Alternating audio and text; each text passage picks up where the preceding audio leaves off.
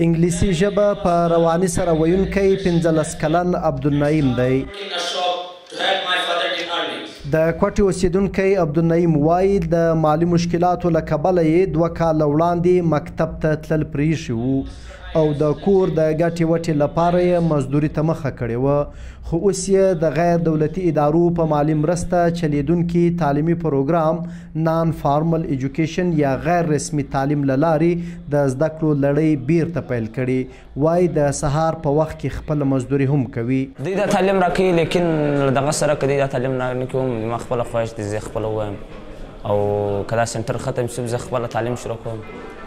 فلحال خو په دکان کې لګیا یم او دوی دغه ALP میډل ټیک سنټر را ایستلی دی، په دې کې هر سړی هر هلک دې موقع ورکړې ده نو باید دغه موقع بیا موږ له لاسه نه کړو.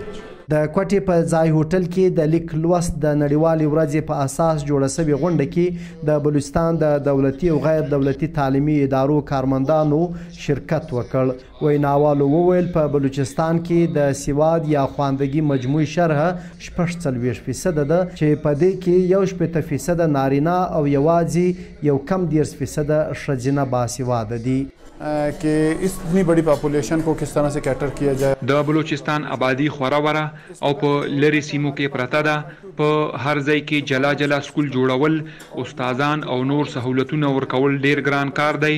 نو غیر رسمي تعلیم پروګرام یې ښه بدل دی که د دې لپاره موږ ته سہولتونه راکړل شي او مرسته راسره وشي. ریسورسز مهیا کیے جائیں تو یہ اس کا ایک نمول بدل ہو سکتا ہے. په بلوچستان کې غیر رسمي تعلیم پروګرام چلونکي وایي د دې پروګرام موخه یې هغه ماشومانو ته بنیادي زده کړې ورکول دي چې د بیلابیلو لاملونو له کبله له رسمي زده کړو څخه بې برخې دي. یہ سارا کا سارا سسٹم جیکا کی مدد سے ہوا ہے.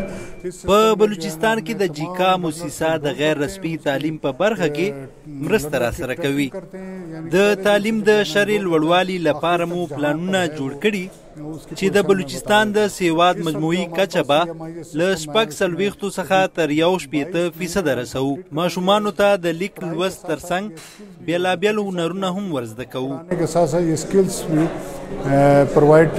ریپورټونه دی چې په بلوچستان صوبه کې په سرکاري ښوونځیو یا سکولونو کې د داخل هلکانو او نجونو شمیر شاوخوا 11,000 دی، خو تر 10,000 زیاته ماشومان سکولونو ته نه ځي یا له زده کړو څخه بې برخې دي. د غیر رسمي تعلیم پروګرام ریپورټ دی چې د بلوچستان په 32 ضلعو کې شاوخوا 4,000 غیر رسمي ښوونځي لري چې پکې تر 80,000 زیات ماشومانو ته بنیادي زده کړې ورکول کیږي. حفیظ الله استوري شیراني، VOA ډیوا کوټه.